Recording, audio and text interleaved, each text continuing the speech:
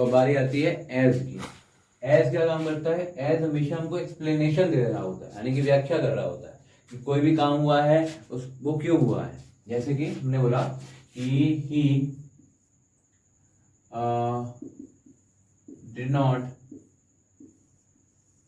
Help me, उसने मेरी help नहीं की, मदद नहीं की। As he was not well, उसने मेरी मदद नहीं की क्योंकि ही वॉज नॉट वेल, क्योंकि वो सही नहीं था। यहाँ पे कोई हम कंप्लेन नहीं कर रहे हैं, कोई हम शिकायत नहीं कर रहे हैं, बस हम बता रहे हैं उसने मेरी मदद नहीं की है और इसको एक्सप्लेन करना चाह रहे हैं। और एज ही वॉज अनवेल, जैसा कि या क्योंकि वो वेल नहीं था, अच्छा नहीं था। तो यहाँ पे एज का इस्तेमाल एक सबऑर्डिनेट कंजंक्शन की तरह हो गया।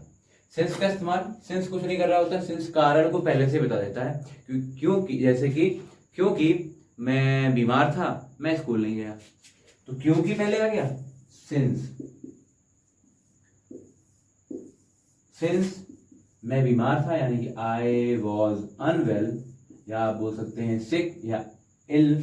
सिंस आई वॉज अनवेल, मैं विद्यालय नहीं गया, I didn't go to school, मैं विद्यालय नहीं गया। तो यहाँ पे सिंस पहले से ही कारण को बता रहा है, इसकी हिंदी भी क्योंकि करके निकलेगी। क्योंकि आई वॉज अनवेल, क्योंकि मैं बीमार था। I did not go to school, मैं स्कूल नहीं गया। ये इस तरीके से सिंपली यूज हो जाते हैं।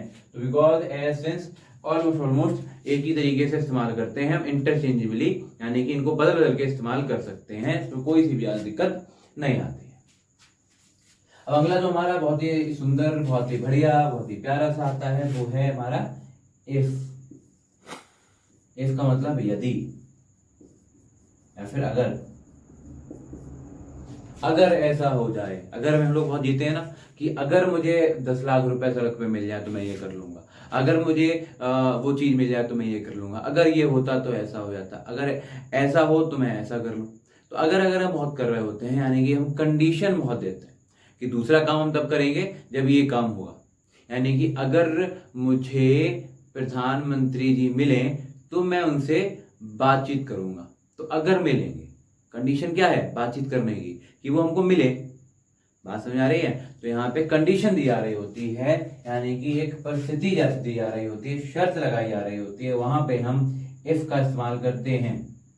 अनलेस और अनटिल का भी इस्तेमाल वहां पे करते हैं, लेकिन इफ का इस्तेमाल होता है इस सेंस में, यदि के सेंस में, अगर के सेंस में। एग्जाम्पल हम बोल सकते हैं इफ, ये सुना होगा बहुत जगहों पे, फेसबुक के स्टेटस में लिखा होता है इफ यू आर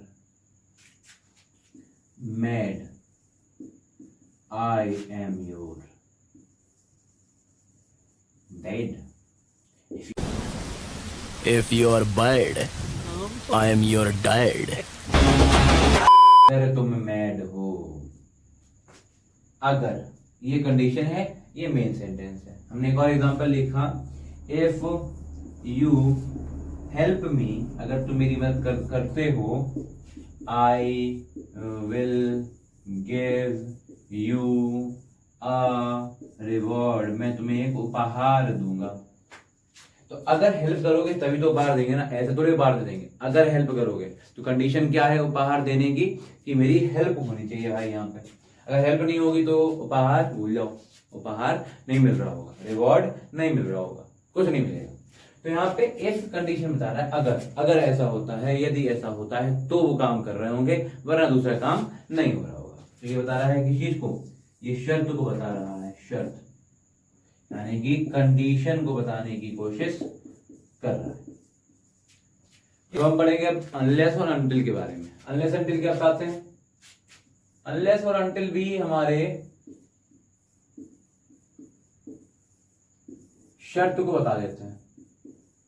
जैसे कि हम किसी काम की बात कर रहे होंगे कि जब तक वो काम नहीं होगा तब तक हम दूसरा काम नहीं कर रहे होंगे। यानी कि हमने बोला कि जब तक मुझे पैसे नहीं मिलेंगे मैं दिल्ली नहीं जाऊंगा। तो जब तक पैसे नहीं मिलेंगे हम इस्तेमाल कर सकते हैं अनलेस या फिर अनटिल का। अब कहाँ अनलेस कहाँ अनटिल?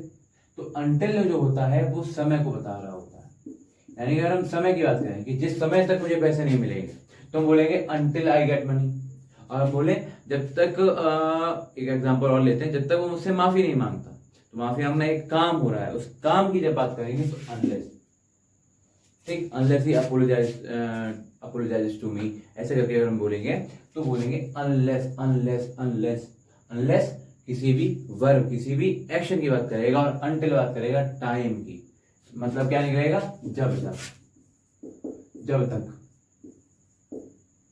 उस समय तक, जब तक, उस समय तक, अनलेस या अनटिल। एग्जाम्पल के लिए हम बोल सकते हैं अनटिल, ये क्या लगता है यहाँ पे, अनटिल यू गेट मैरिड, जब तक तुम्हारी शादी होती है या नहीं होती, निगेटिव सेंटेंस है। Until you get married you should continue studying. ठीक, हम क्या कह रहे हैं यहाँ पे, अनटिल यू गेट मैरिड, जब तक तुम्हारी शादी नहीं हो जाती, निगेटिव वर्ड है, नहीं के सेंस में। तो जब तक तुम्हारी शादी नहीं हो जाती है, यू शुड कंटिन्यू स्टडीइंग, तुम्हें अपनी पढ़ाई कंटिन्यू रखनी चाहिए या फिर अपनी पढ़ाई लगातार करते रहना चाहिए। तो इस तरीके से हम बोल सकते हैं ये सेंटेंस होते हैं। जब तक नहीं हम लिख सकते हैं, जब तक नहीं, नहीं भी यहाँ पे निकल रहा होता है सेंटेंस में कि जब तक नहीं, जब तक ऐसा काम नहीं करोगे तब तक हम ये नहीं करेंगे। Unless you do this, unless you do this work I will not help you, I will not give you money, I will not help you, ऐसे करके हम बोल सकते हैं। तो ये हो गया। अगला है while। while की हिंदी होती है दौरान, ठीक, या फिर हम बोल सकते हैं बजाय करके भी होता है, बजाय। तो हमने एक एग्जांपल लिया यहाँ पे, हमने बोला कि he threw my bag while I was taking a shower. He threw my bag, उसने मेरा बैग, थ्रू मतलब फेंक दिया, while I was taking a shower। taking a shower का मतलब नहाना, टू बाथ, नहाना होता है taking a shower। जब मैं नहा रहा था, जिस दौरान,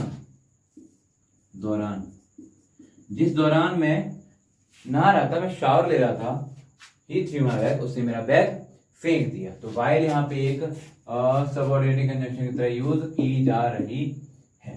तो यहाँ पे वाइल, यहाँ पे ये यूज हो गया, ये एग्जांपल हो गया किसका, वाइल का, ठीक है। उसके बाद में आता है दैट। दैट का काम होता है, दैट का काम होता है किसी चीज को एक्सप्लेन करना, किसी चीज का की व्याख्या कर देना।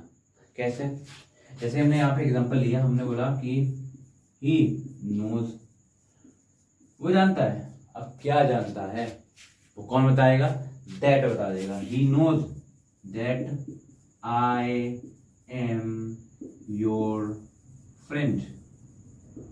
ही नोज, वह जानता है। अब वो क्या जानता है, तो इस नो के आगे क्या आना है, उसको एक्सप्लेन करेगा ये दैट। ये जानता है, क्या जानता है, आई एम योर फ्रेंड, मैं तुम्हारा दोस्त हूँ। तो मैं तुम्हारा दोस्त हूँ, ये वो जानता है, और ये बताया किसने, दैट ने। और इसकी ज्यादातर हिंदी निकलती है, वो निकलती है की, कहाँ पे, छोटी की मात्रा की। तो ये होता है दैट। उसके बाद आगे आते हैं दो। दो की मतलब होता है हालांकि, हालांकि, ठीक। हालांकि का इस्तेमाल हो रहा होता है किस तरीके से, हालांकि का इस्तेमाल हो रहा होता है जब भी हम किसी भी चीज की बात कर रहे होते हैं और वो चीज उस आगे आने वाली क्रिया को अफेक्ट करती है, उस पर असर डालती है, लेकिन फिर भी हम उस क्रिया के बारे में बात कर रहे हैं। जैसे कि मैंने बोला कि हालांकि ये इस मार्कर में इंक नहीं है, फिर भी मैं इसको इस्तेमाल कर रहा हूँ।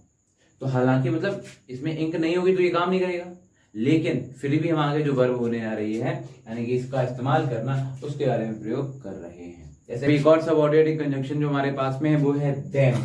देन का इस्तेमाल हो रहा होता है कंपैरिजन के लिए, कंपैरिजन के लिए, यानी जहां पे भी दो चीजों के बीच में या फिर दो से ज्यादा चीजों के बीच में कंपैरिजन हो रहा होगा, कंपैरिजन को हिंदी में कहते हैं तुलना हो रही होगी, तो हम कहेंगे वहां पे देन, THAN का इस्तेमाल होगा ही होगा।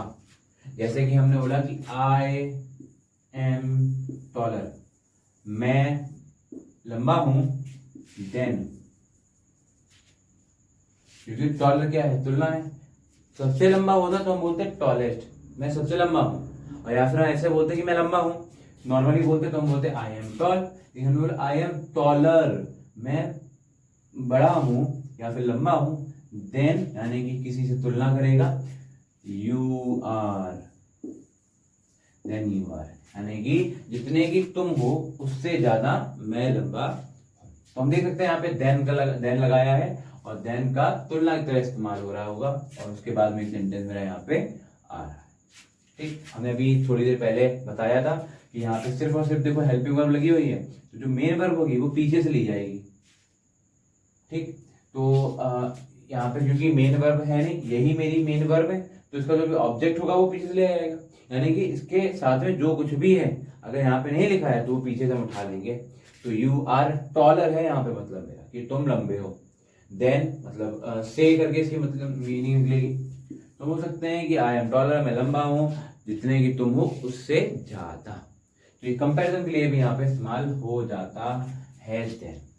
आई होप ये सारी चीजें समझ में आई होंगी, अगर चीजें समझ में आई हैं तो और अच्छी बात है, और अगर समझ में नहीं आए तो वीडियो को रिपीट करके देख सकते हैं, और कोई डाउट है तो कमेंट सेक्शन में लिख सकते हैं। फिर भी कोई डाउट या सजेशन रहता है तो यहाँ पे इंस्टाग्राम पे फॉलो करके चीज़ों को पूछ सकते हैं, कोई सजेशन होता है उसको शेयर कर सकते हैं। तो बस इसी तरीके से पढ़ाई करते रहें, हंसते रहें, मुस्कुराते रहें और चीज़ों को सीखते रहें। धन्यवाद। मज़ा आया।